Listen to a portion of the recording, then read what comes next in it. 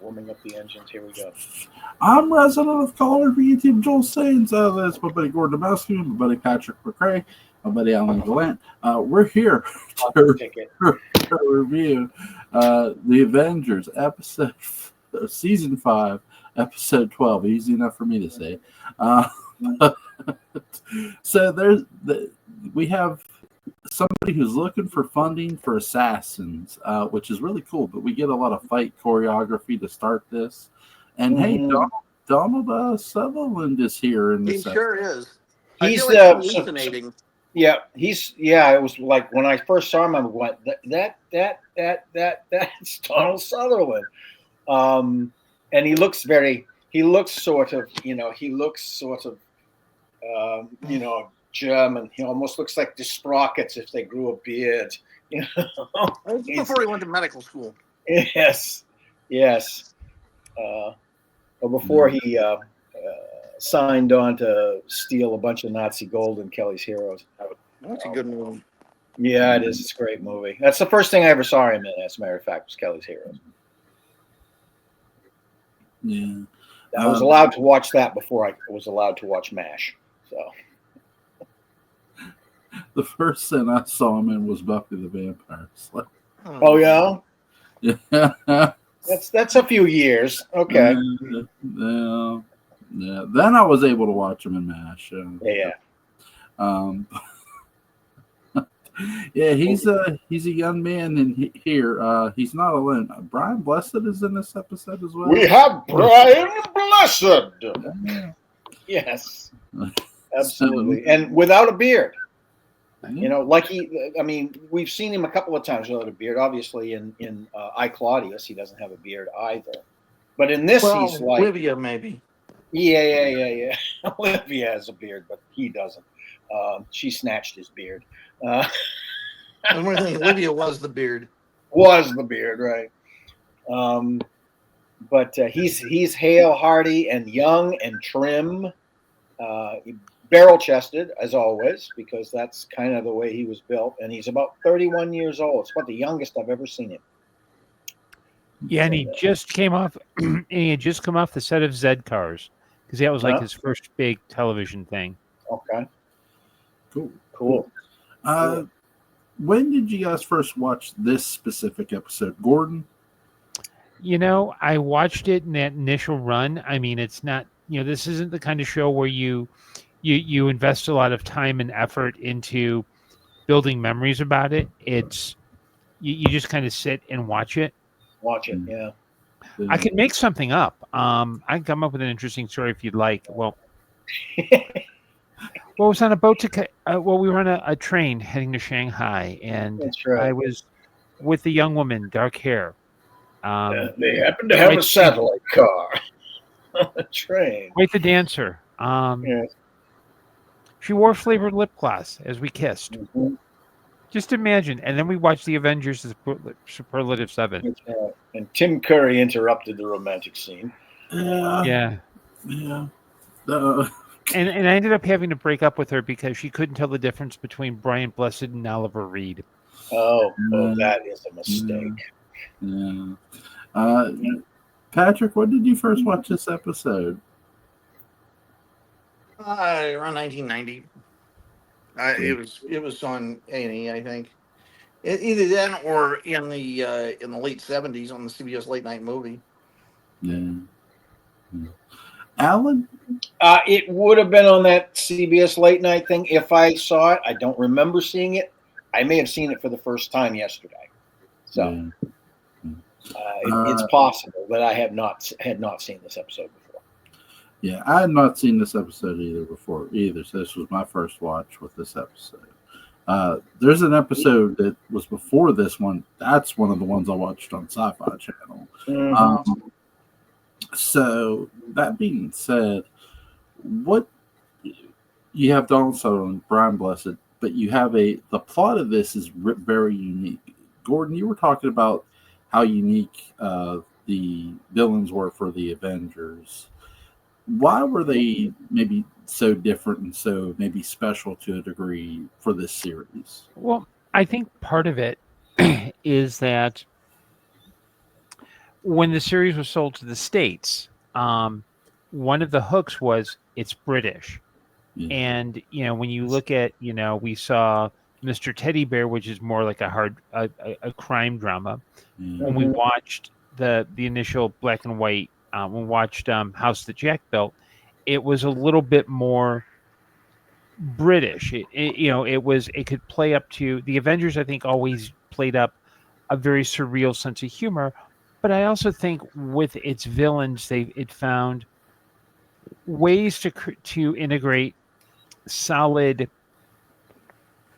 integrate really smart motivations, but while keeping up this flair. Whereas in other shows of the time, the the villain is usually doing it just because they're a villain. Right. The Avengers, there's kind of a little bit more of an eccentricity to them, but it's a realistic eccentricity. Yeah, there's a motivation. Mhm. There's a deal being made, or there's an ambition being served, or something's happening for the villain, and then of course, you know, it is very British. I mean, John Steed is the epitome of the John Bull, fashionable British guy of the period. Um, Emma Peel is unusual, but she's still very British in a lot of ways. Her witticisms are very British. And why wouldn't they be? I mean, it is a British show after all. They'll certainly be comfortable in their chosen or born into milieu. And I think that's one of the things that's attractive as an American. My American ear loves the sound of the British accents, whether it's received or whether it's some of the other dialects. I love it. Used a lot of different accents in my rep days years ago when I was doing a lot of sort of summer stock. We did a lot of British comedies, et cetera, et cetera. And I just like it. I like the milieu of it. I like the feeling of it. This is sort of one side of the mirror is this kind of British culture. The other side of the mirror at this time is the swinging London, a little bit more, hippy dippy, artistic stuff that was also going on, which I also enjoy. And some of that bleeds into this series, later in the later episodes, a little bit, fashion sense and all of that. So, yep, I love it. It's British.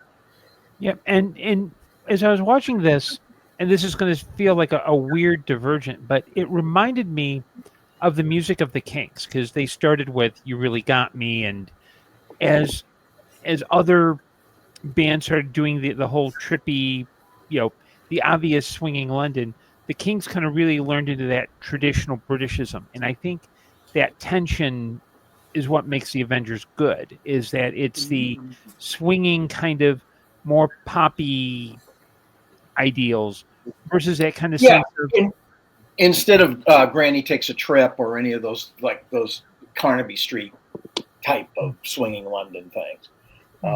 Some of that stuff was on Carnaby Street, but most of it was on Kings Row. His fashion style, that kind of stuff. You're talking, the more conservative, but yet very, very stylish stuff. The cane, the bowler hat, the cut of his trousers and suit coat and all of that sort of thing. It's really, it's trademark stuff for this series. I mean, every episode opens with him playing with his cane and or his umbrella and featuring his bowler and doing all of that sort of thing. So that's a signature of it, as much as Mrs. Peel's leather cat suits and other ensemble. So, yeah, for me, it is. It's. I mean, obviously, I love the adventures. I love the story plotting and all of that sort of thing. And the repartee was fantastic between Steed and several of his companions, but in particular with Mrs. Peel, my favorite all time. But also that whole, just the vibe of that era. has always fascinated me because I was a little boy. I was too small to appreciate it when it was happening. You know, I was 5, 6, 7 years old at this time. You know.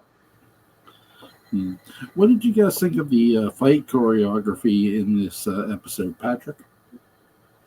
I mean, it's exquisite. It always is. It is a weird heightened dance. Yeah, Mhm. it's true choreography in that sense. You know, it's not just about blows. It's about what does it look like? Does it look cool? And it does. I really like how we get a horror aspect in this too, because for every time somebody's killed, they're getting put back into the they're getting put into the coffin. Mm-hmm. You don't see how they're put in there. You don't see who's doing it. Mm-hmm. So you're adding that suspense too of okay, who's the one to kill him. So it's much of a who done it or who's doing it as a little Vincent Price mystery horror thrown in. Yeah, And it's also Agatha Christie, and then there were none. Yeah. Which I did the stage play years ago, which was a lot of fun. So, yeah. What did you guys think of the airplane on autopilot? Well, there's your tech, right? There's your sort of Bond villain tech, and yeah, I mean it's interesting. Obviously, it's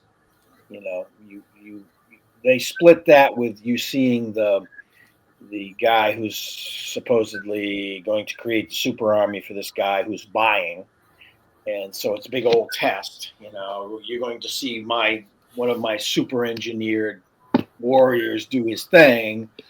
So you get split.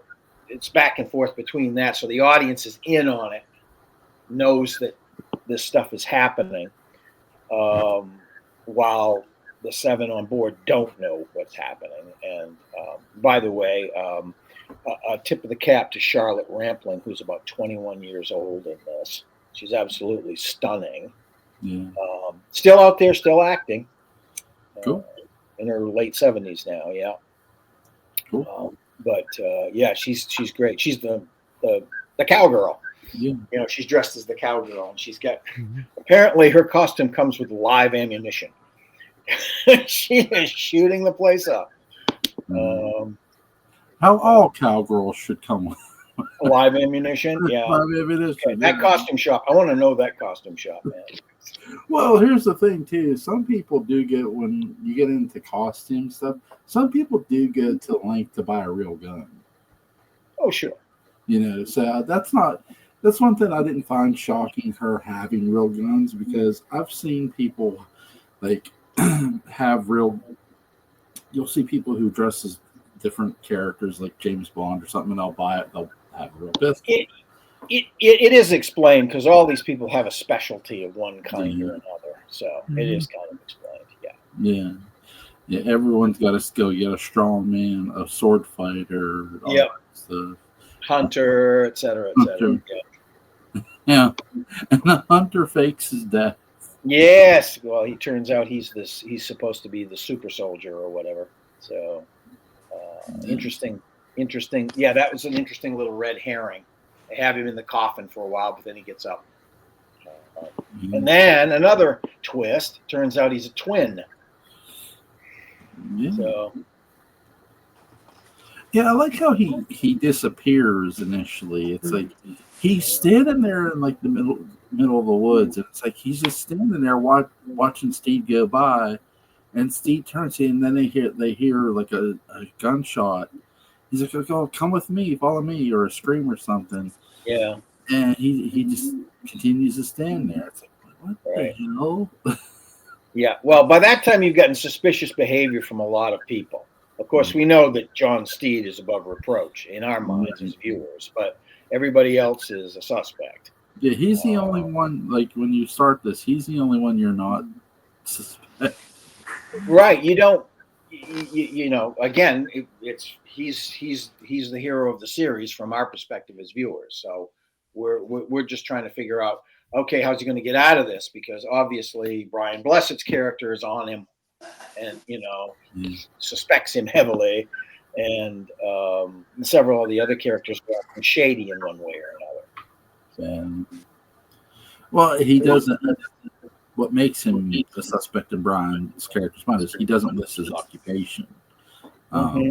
It's like, no, a spy's not going to tell you their occupation. Yeah. Well, he shows up dressed as the executioner. It's like, okay. We're going to suspect you, I guess, too. So, John Steed should have used the line MacGyver would use many, many years later. What do you do for a living, MacGyver? I move around. I fix things. I'm a repairman. Yeah. Which, again, cool plane ride, no pilots. That's sort of where they're first suspicious, too, is the whole plane ride, too. That plane was tricked out some cool, too. That bar and all those nice chairs and everything, and a piano. I mean, come on. That is one tricked out little jet. Speaking of tricked out, how's Lincoln doing these days? He is needy and deceitful and diabolical as always. I mean, of course, his death is always moments away. Lincoln, you gotta sleep sometime. His death is moments away until he gets his next treat, or something. Okay, I'm revived. Slows him down for a little bit. Not enough. Patrick, what did you think of the plane ride here? Mondo Exotica. Yeah. I think if we ever got a plane from Qatar for $400 million, it would be just like this one. Yes. Oh, yes. Yeah. Why not? Now the house is a set design, but the island isn't. It doesn't look like it at first. What's up with that? I think it is. I think it's a large studio design, but I think it is. And I think it's one that they've used and sort of rearranged for different episodes too. That's typical of episodic television of the time, both here in the States and in England, is to be economical. And the first time I saw them on the island, I thought to myself, "Look at this! This is what the Dark Shadows forest could have looked like." We always got a 3-foot patch instead because that's all the room they had. But this thing was a little bit more elaborate. It had several sections to it so that they could have several different scenes. And it had booby traps. It had booby traps. It had a lot of sort of balcony overdrive. That's right, it did, and so that I don't know, 4 or 5 different areas that they shot in this particular. So I think it was an indoor studio thing. Because at this time, given the budget, with a lot of the shows like the Avengers that were made by the same company, they used the same studios. And if they need to go to a forest, they could literally just drive 5 miles down to go. That's true. Woods. Yep, that's true. They could do that. And they had several sort of made to order outdoor scenes in this particular episode. What's you guys' favorite scene in this episode?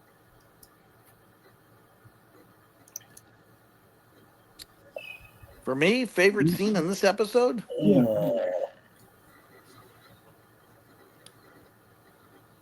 I really enjoyed the plane stuff, the setup of everything to get us to the island. I enjoyed the repartee.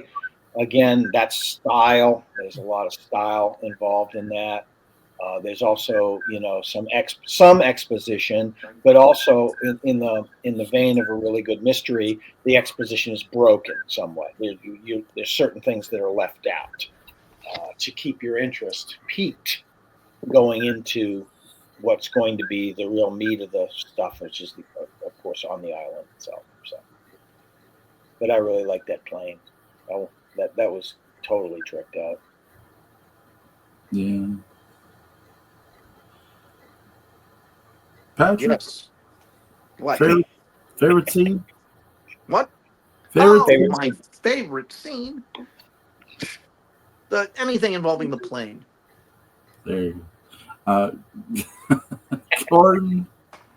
Yeah, I'll actually, my choice would be the scene with Donald Sutherland and the bald guy towards the end, where the bald guy figures out that essentially Donald Sutherland was going to cheat him. Yeah. Oh yes. Him. Yeah. Because it just shows that the stories are true. Donald Sutherland is a treacherous bastard. He is. From this all the way to President Snow. I mean, come on. Mm-hmm. You know, it's true that the whole thing that whole betrayal turns on is the fact that the guy realizes, oh my God, you've got twins here.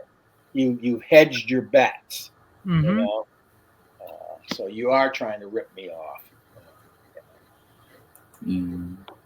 Yeah, there's not just one assassin. Right. I just love how the interaction of the strangers with Steve. They're all so good.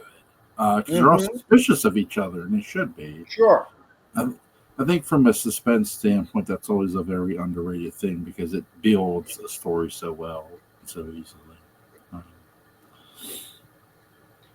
And also the when Mrs. Peel literally drops in. Yeah, it's like it's right out of Greek theater, you know, Deus Ex Machina. It's right there. It's a lot of fun, and that's when we see the cool choreography with her too. So, yeah. Let's see. Is there anything you guys want to add about this episode? It's nice to see it in color again. It's been a while. Mm-hmm. And they've got some pretty good, I think they've got some pretty darn good prints up on Tubi, too. They look really good. At least on my television. They look